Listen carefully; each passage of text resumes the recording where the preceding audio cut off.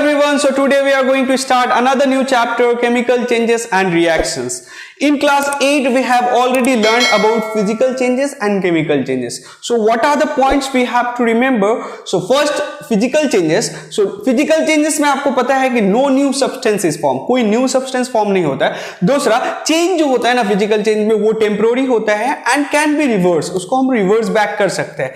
And no change in chemical composition. Physical changes का पूरा entire reactions में chemical composition में कोई चेंजेस नहीं होता है. फॉर एग्जांपल आप अगर H2O लेते हो तो वो वाटर के फॉर्म में भी है तो उसका केमिकल कंपोजिशन क्या है, H2O है. वो आइस के फॉर्म में भी रहेगा तो उसका केमिकल कंपोजिशन H2O रहेगा. और वो अगर स्टीम के फॉर्म में चला जाता है तो भी उसका केमिकल कंपोजिशन H2O रहेगा. इंटायर फिजिकल चेंज होता है ना, उसमें कोई केमिकल कंपोजिशन में चेंजेस नहीं होता है. तो केमिकल चेंजेस क्या होता है? केमिकल चेंजेस में आपको पता है कि न्यू सब्सटेंस फॉर्म होता है एंड चेंज जो होता है वो परमानेंट होता है एंड साइमल्टेनियसली वो जो कंपाउंड रहता है, जो रिएक्टेंट्स रहता है ना, वो अपना केमिकल प्रॉपर्टीज जो रहता है और जो केमिकल कंपोजिशन रहता है वो लॉस कर जाता है. मतलब केमिकल कंपोजिशन चेंज हो जाता है एंड प्रॉपर्टी जो है वो भी चेंज हो जाता है. ये था physical changes and chemical changes. अब हम देखेंगे कि what happened during entire chemical changes. पूरे इंटायर केमिकल चेंजेस में होता क्या है. So what happened in chemical changes and reactions. First जो आपको याद रखना है कि ब्रेकिंग ऑफ एग्जिस्टिंग बॉन्ड, जो हमारा बॉन्ड जो है एग्जिस्टिंग बॉन्ड है, वो चाहे आपको कोवेलेंट बॉन्ड हो या आयनिक बॉन्ड है. आयनिक बॉन्ड में फोर्स ऑफ अट्रैक्शन रहेगा और कोवेलेंट में म्यूचुअल शेयरिंग होगा. तो वो एग्जिस्टिंग जो बॉन्ड रहेगा वो ब्रेक होगा एंड न्यू बॉन्ड फॉर्म होगा. तो पूरा केमिकल रिएक्शंस में होता क्या है कि breaking of existing bond and new bond is formed. ये चीज समझ में आए. जब आप एग्जांपल लोगे, देखो nitrogen react with oxygen to form nitrogen monoxide. इसमें पहले जो एग्जिस्टिंग बॉन्ड क्या है, नाइट्रोजन नाइट्रोजन के बॉन्ड में साथ एक ट्रिपल बॉन्ड है एंड ऑक्सीजन ऑक्सीजन के साथ एक डबल बॉन्ड है. ये दो जो एग्जिस्टिंग बॉन्ड है वो क्या करेगा, ब्रेक होगा एंड फॉर्म करेगा नाइट्रोजन और ऑक्सीजन के रिस्पेक्ट में एक बॉन्ड फॉर्म करेगा. तो एग्जिस्टिंग बॉन्ड को ब्रेक करना है एंड न्यू बॉन्ड को फॉर्म करना है. ये पूरा इंटायर केमिकल रिएक्शंस में होता है. एक चीज तो हमें समझ में है. एक और एग्जांपल्स देखिएगा तो देखिए H2O. H2O का ये पूरा आपको स्ट्रक्चर है. ये जब क्या होता है, देखिए ऑक्सीजन एंड हाइड्रोजन के बीच में जो कोवेलेंट बॉन्ड है वो ब्रेक करता है. यहां पे भी ब्रेक किया, यहां पे भी ब्रेक किया, ये ऑक्सीजन अकेला हो गया. तो ये जो हाइड्रोजन जो है दोनों ये फिर कंबाइन करके एक न्यू बॉन्ड फॉर्म कर रहा है यहां पे H2, और ऑक्सीजन जो था यहां पे फिर ये कंबाइन करके O2 बन रहा है. तो ये और ये जो न्यू बॉन्ड फॉर्म हो रहा है और यहां पे एग्जिस्टिंग बॉन्ड ब्रेक हो रहा है, ये पूरा आपका कंसेप्ट केमिकल चेंजेस में होता है. ये आप समझ लिए. अब जो केमिकल चेंजेस होता है, ये केमिकल रिएक्शंस होता है, इसको हम रिप्रेजेंट कैसे करते हैं. तो we have already learn that कि केमिकल इक्वेशंस को आप चाहे तो सिंबॉलिक रिप्रेजेंटेशन में फॉर्म कर सकते हैं. जैसे सिंबॉलिक मतलब क्या हो गया, आप ये H2, जैसे ये आपका हो गया H2 react with oxygen to form NO. ये जो आपको हो गया ये सिंबॉलिक रिप्रेजेंटेशन हो गया. एक हो गया वर्ड इक्वेशन. वर्ड इक्वेशंस क्या होता है, आप क्या करिएगा उसमें पूरे वर्ड को लिखेगा. You have to write nitrogen, full nitrogen react with oxygen to form NO means nitrogen monoxide. अब हम देखेंगे what are the conditions for chemical changes and reactions. Basically दो कंडीशंस होता है केमिकल चेंजेस एंड रिएक्शंस का. पहला bye close contact, हम क्या करेंगे रिएक्टेंट्स को एक दूसरे के करीब लाएंगे, क्लोज कांटेक्ट. और कुछ रिएक्शंस जो होता है ना, रिएक्टेंट को करीब लाने से भी नहीं होता हो, तो उसमें आपको क्या करना होगा, by supply of energy. So this are the two basic criteria, by close contact and by supply of energy. Close contact में भी दो क्राइटेरिया हो गए. एक तो हो गया कि ए एक रिएक्टेंट है, सपोज कर लीजिए दो बी एक रिएक्टेंट है, दोनों को एक साथ लाई, ये दोनों एक दूसरे से रिएक्ट कर लिया. दूसरा क्या होगा कि ये दोनों रिएक्टेंट को हम एक कोई सॉल्यूशन में क्या करेंगे, डिसॉल्व करेंगे, वो एक दूसरे से रिएक्ट करेगा. तो क्लोज कांटेक्ट क्या होता है, कैसे होता है, क्लोज फिजिकल कांटेक्ट मतलब एक दूसरे को टच करेगा physically. Reactants are kept side by side. So reactant एक दूसरे के साइड बाय साइड रहेगा. फॉर एग्जांपल जैसे देखिए कि सोडियम जैसे ही एटमॉस्फेयर में आता है, वाटर से रिएक्ट करके सोडियम हाइड्रोक्साइड बना लेता है. ये एक एग्जांपल हो गया क्लोज कांटेक्ट का. इसके लिए कोई सॉल्यूशन का जरूरत नहीं होगा. तो दूसरा जो है आपका कांटेक्ट इन सॉल्यूशन. कुछ रिएक्शंस होता है ना, वो क्या करता है, डिसॉल्व होता है कोई एक सॉल्यूशन में और फिर रिएक्शंस करता है. तो ये आपका हो गया क्लोज कांटेक्ट का. अब हम condition for chemical changes and reactions by supply of energy जो था उसको हम डिटेल में देखेंगे। तो चलिए सबसे पहले हम देखते हैं कि कुछ रिएक्शंस जो होता है आपको क्लोज कांटेक्ट करने के बाद भी नहीं होता, आपको पता था, उसके लिए हमको क्या करना पड़ा था, एक्स्ट्रा सप्लाई ऑफ एनर्जी देना पड़ा था। तो इसमें सबसे पहला पॉइंट जो हम देखेंगे कि कुछ रिएक्शन है जो हीट के प्रेजेंस में होता है, आप जब तक हीट नहीं दोगे रिएक्टेंट को कांटेक्ट में रख दो, वो रिएक्शंस पॉसिबल नहीं है। तो फॉर एग्जांपल हीट के लिए chemical reactions are brought by heating the chemical reactants. आप क्या करोगे कि दो रिएक्टेंट को लेके आओगे एक साथ, अब इसको क्या करना है, हीट देना है। जब हीट दोगे तो ये रिएक्शंस पॉसिबल होगा। फॉर एग्जांपल आप देखोगे when nitrogen come in contact with oxygen, आप ऐसे नाइट्रोजन और ऑक्सीजन को रिएक्ट कराइए, आपका कभी ये पॉसिबल नहीं होगा। तो आपको क्या करना होगा, you have to supply heat. आप हीट सप्लाई करोगे, यहां पे देखिए 3000 डिग्री सेंटीग्रेड, तो आपका क्या होगा, नाइट्रोजन मोनोऑक्साइड बनेगा। तो इसके लिए आपको एक्स्ट्रा सप्लाई ऑफ हीट का जरूरत पड़ रहा है। अब दूसरा पॉइंट देखेंगे, आपका सम रिएक्शंस होता है ना जो प्रेजेंस ऑफ सनलाइट में होगा, सनलाइट नहीं है तो वो रिएक्शंस होगा ही नहीं, चाहे आप क्लोज कांटेक्ट करें कुछ भी कर दे।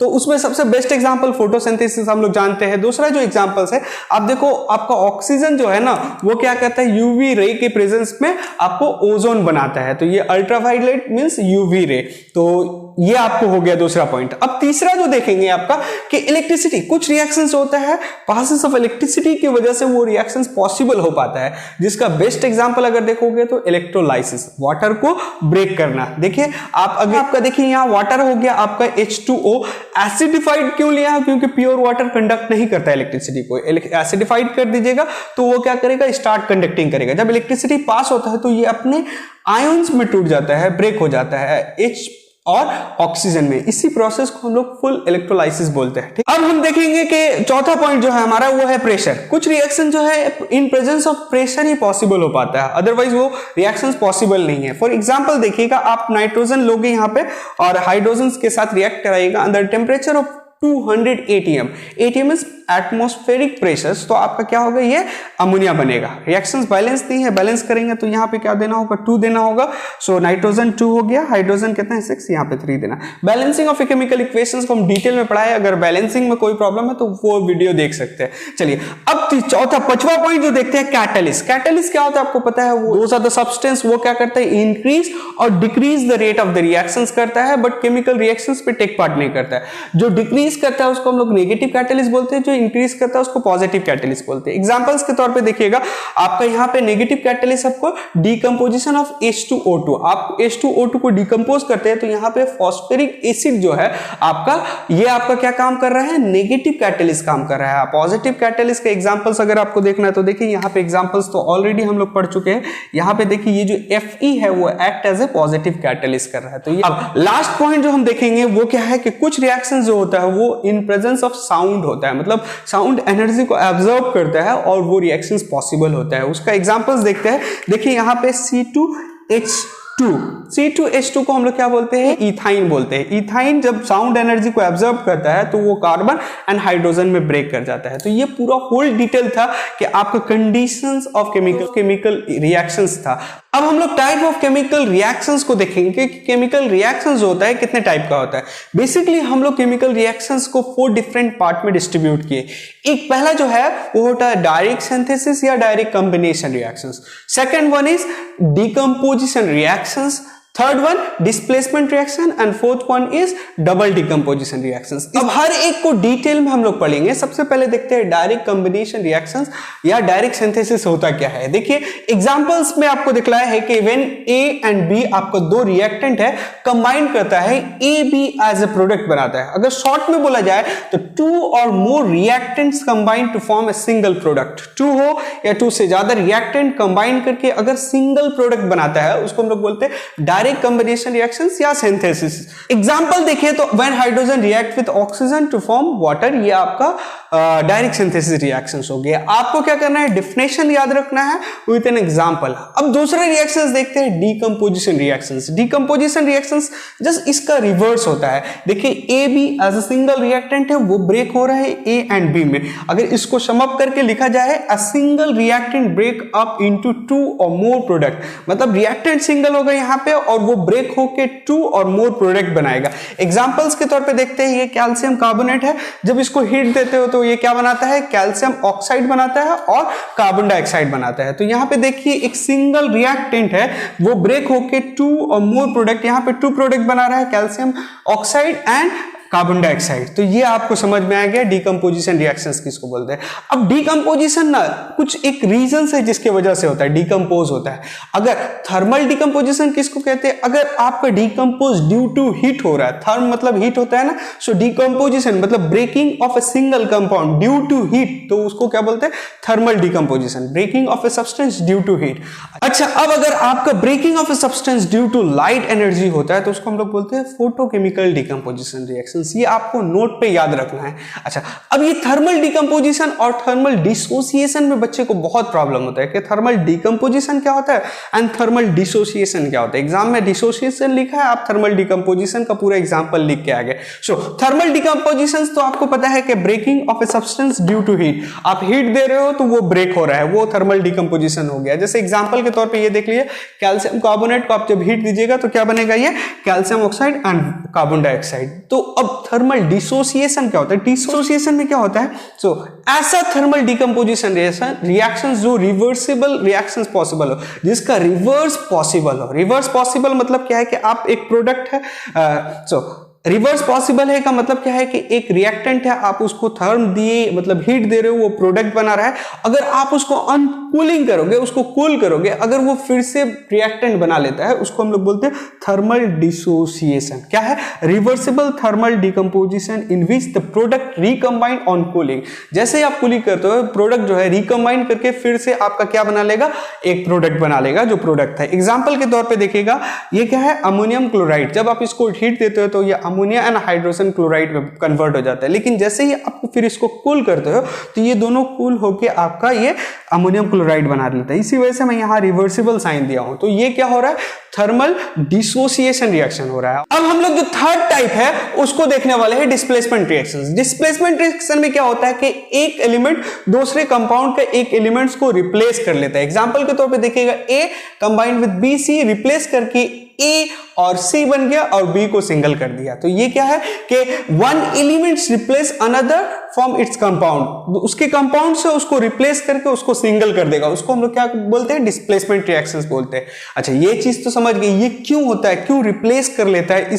इसके लिए अब आपको इलेक्ट्रोकेमिकल सीरीज याद रखना होगा। इलेक्ट्रोकेमिकल सीरीज क्या होता है, वो एक सीरीज जो डिटरमाइन करता है कि कौन एलिमेंट किस कंपाउंड के किस एलिमेंट को रिप्लेस कर पाएगा। So the ability of an element to displace another is determined by the place in its electrochemical series. Electrochemical series में अगर आप देखिएगा, जिसका पोजीशन हायर रहेगा वो अपने नीचे वाले कोई कंपाउंड होगा, नीचे वाले एलिमेंट कोई कंपाउंड बना के रखा रहेगा, तो उस कंपाउंड से उसको रिप्लेस कर देगा। मतलब higher in the position in the electrochemical series, more the power to displace. Example के तौर पे देखोगे, आपको देखिए यहां पे एक एग्जांपल देखिए, ZnC आपको रिएक्ट कर रहा है CuSO4। सो Zn क्या है, हायर इन द पोजीशन, देखिए ये है, Cu क्या है, लोअर है। तो Zn के पास पावर है कि Cu के साथ Cu जो कंपाउंड बना के रखा है उससे उसका रेडिकल को हटा देना। सो Cu के साथ कौन सा है, SO4 है। तो Zn के पास पावर है, Zn क्या करता है, इससे ये Cu का रेडिकल को पूरा हटा देता है और ये क्या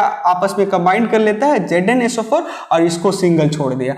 एक और एग्जांपल देखते हैं, आप देखिए यहाँ पे आपको के पोटासियम रिएक्ट करता है वाटर से। देखिए हाइड्रोजन का प्लेस यहाँ पे है, इसका सबसे एक्टिव, मतलब जितना ऊपर रहेगा वो उतना एक्टिव होगा, इतना समझ के रखना है आपको। तो ये क्या किया, हाइड्रोजन के साथ ऑक्सीजन है तो ऑक्सीजन को रिप्लेस कर दिया, तो ये ऑक्सीजन के साथ मिल गया और आपको यहाँ पे ये बना लिया। तो ये आपको समझ में आ गया, ठीक है। अब जो है कि फोर्थ जो टाइप है उसको हम लोग क्या बोलते हैं, double decomposition reactions. Double decomposition मतलब डीकंपोज तो होगा लेकिन डबल, मतलब इसमें क्या बोले कि म्यूचुअल एक्सचेंज ऑफ रेडिकल, ये एक दो एक साथ है और दो इसी तरह है। ये क्या करता है कि अपना रेडिकल उससे एक्सचेंज करता है, ये इसका रेडिकल ये ले लेता है, इसको हम लोग म्यूचुअल एक्सचेंज ऑफ रेडिकल बोलते हैं। फॉर एग्जांपल देखिएगा यहाँ पे ए बी, हम प्लस और माइनस आपको शो करने के लिए मतलब दिखाया है कि आपको समझ में आए कैसे एक्सचेंज हो रहा है। कि ये देखिए ए प्लस है बी माइनस है, मतलब आपको पता है कि कंपाउंड लिखते हो तो फर्स्ट वाला जो एलिमेंट होता है वो पॉजिटिव रहता है वो, और उसके बाद वाला नेगेटिव रहता है। तो अब आप एग्जांपल के तौर पे देखिएगा, देखिएगा कैसे होता है। ये एग्जांपल में देखो, ये ए बी कंबाइन कर रहा है सी डी के साथ, तो ए बी जब सी डी के साथ कंबाइन कर रहा है तो इसका जो रेडिकल है बी इसके साथ चला जा रहा है, ये देखिए ये रेडिकल इसके साथ चला गया और ए का रेडिकल डी के साथ आ रहा है, तो ए डी बन गया और बी सी बन जा रहा है। तो इसको रिएक्शंस में हम लोग देखेंगे तो ज्यादा आप समझ में आएगा। So mutual exchange of radical between the two reacting compound in solution. आप जैसे सॉल्यूशन में डालते हैं तो ये क्या करता है, अपना म्यूचुअल एक्सचेंज ऑफ रेडिकल कर लेता है, मतलब ये इसका रेडिकल उसके पास चला जाता है, उसका रेडिकल इसके पास चला जाता है। इसको हम लोग बोलते हैं डबल डीकंपोजिशन रिएक्शंस। ये समझ में आ गया। चलिए इसके बाद ना इसका 2-3 पॉइंट्स आपको याद रखना होगा कि डबल डीकंपोजिशन रिएक्शंस में आपको एक होता है कि प्रिसिपिटेशन रिएक्शंस किसको बोलते हैं। क्या कहता है कि अगर जो ये दो प्रोडक्ट बन रहा है आपका, देखिए दो प्रोडक्ट बन रहा है, इसमें से कोई भी प्रोडक्ट अगर इनसॉल्युबल इन सॉल्यूशन हो गया तो वो क्या करेगा, प्रिसिपिटेट हो जाएगा, वो आपके जम जाएगा नीचे, उसको हम लोग क्या बोलते हैं, प्रिसिपिटेट बोलते हैं, और पूरा रिएक्शंस को प्रिसिपिटेशन रिएक्शंस बोलते हैं। तो अगर आपका डबल डीकंपोजिशन रिएक्शंस में कोई एक ऐसा कंपाउंड बन रहा है, जो कोई एक ऐसा प्रोडक्ट बन रहा है जो आपका क्या है कि इनसॉल्युबल इन सॉल्यूशन है, तो वो पूरा रिएक्शंस को क्या कर देगा, प्रिसिपिटेशन रिएक्शंस कर देगा। ये आपको क्लियर कट आइडिया हो जाना चाहिए। एग्जांपल के तौर पे देखिए, कैल्शियम क्लोराइड आपका जब सोडियम कार्बोनेट से रिएक्ट करता है तो क्या बन रहा है, अब आपको पता है रिएक्शंस याद नहीं रखना है, इसका रेडिकल किसके साथ जाएगा, इसके साथ चला जाएगा, इसका रेडिकल इसके साथ चला जाएगा। तो ये सोडियम आपका, सॉरी ये Na है, ठीक है। सो Na जब रिएक्ट करता है क्लोरीन के साथ तो ये क्या बना रहा है, NaCl बना रहा है और कैल्शियम कार्बोनेट बना रहा है, तो CaCO3 बना रहा है। चलिए ये तो कंसेप्ट क्लियर हो गया आपका। अब हम देखेंगे एक न्यूट्रलाइजेशन रिएक्शंस होता है ना, ये भी आपको इसी कैटेगरी में आता है, डबल डीकंपोजिशन रिएक्शंस में।